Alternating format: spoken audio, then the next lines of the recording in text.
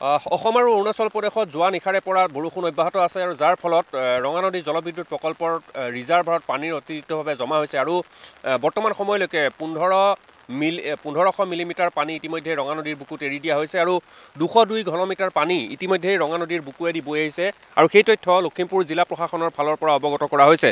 যোৱা নিশাই লখিমপুৰ জিলা প্ৰশাসনৰ ফালৰ পৰা অৱগত কৰা হৈছিল যে ৰঙা নদীৰ জলবিদ্যুৎ প্ৰকল্পৰ পৰা পানী এৰি দিয়া হ'ব আৰু সেই পানীয়ে নামনি যিসকল লোক আছে সেই লোকসকলক ক্ষতি কৰাৰ সম্ভাৱনা আছে। গতিকে নৈ কাষৰীয়া লোকসকলক সতৰ্ক হৈ থাকিবলৈ তেওঁ নিৰ্দেশনা জাৰি কৰা হৈছিল। কিন্তু আজি পুৱাৰে পৰা ৰঙা নদীৰ কিছু জলপৃষ্ঠ বৃদ্ধি পাইছে আৰু আমি কৈছোঁ যে বৰ্তমান সময়ত ৰঙা নদীৰ জলপৃষ্ঠ সম্পূৰ্ণৰূপে বৃদ্ধি পাইছে আৰু কেমেৰা পাৰ্চন চিৰঞ্জীৱে দেখুৱাব যে বিগত দুদিন ধৰি অসম আৰু অৰুণাচল সীমান্তৱৰ্তী অঞ্চলত বৰষুণ অব্যাহত আছে। যোৱা নিশাও ধাৰাসাৰ বৰষুণ অব্যাহত আছে, যাৰ ফলত ৰঙা নদীৰ অতিৰিক্ত পানীভাগ ৰঙা নদীৰ জলবিদ্যুৎ প্ৰকল্পৰ অতিৰিক্ত পানীভাগ ইয়াত এৰি দিয়া হৈছে আৰু যাৰ ফলত নামনিৰ অংশত এতিয়া ফেনে ফুটুকাৰে ৰঙা নদী বাঢ়ি আহিছে।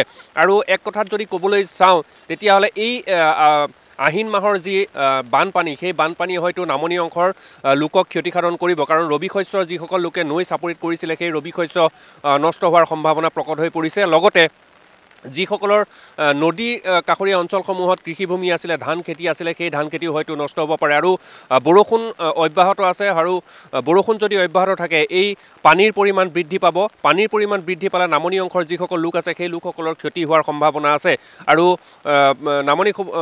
ৰঙা নদী জলবিদ্যুৎ প্ৰকল্পৰ ফালৰ পৰা সতৰ্ক কৰি দিয়া হৈছে। লখিমপুৰ জিলা প্ৰশাসনক অৱগত কৰা হৈছে যে বৰ্তমান মুহূৰ্তলৈকে 1500 মিলিমিটাৰ পানী ইতিমধ্যে 1 নং গেটেৰে এৰি দিয়া হৈছে। যদি বৰষুণ অব্যাহত থাকে তেতিয়াহ'লে অত্যাধিক পানী এৰি দিবলগীয়া হ'ব পাৰে। গতিকে এই ক্ষেত্ৰত লখিমপুৰ জিলা প্ৰশাসনক সতৰ্ক হৈ থাকিবলৈ আহ্বান জনোৱা হৈছে। লগতে নৈ কাষৰীয়া যিসমূহ ৰাইজ আছে সেই নৈ কাষৰীয়া ৰাইজক সতৰ্ক হৈ থাকিবলৈ আহ্বান জনোৱা হৈছে।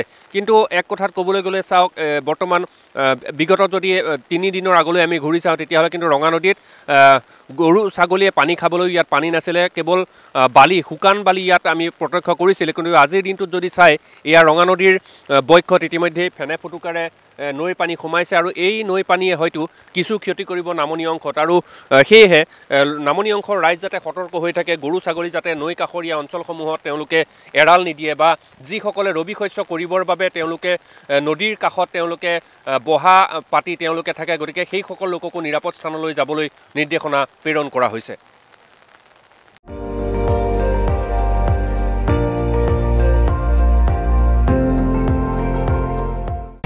আপুনি চাই আছে ND24, সৰ্বশ্ৰেষ্ঠ নহয় সৰ্বোত্তমৰ দৌৰ।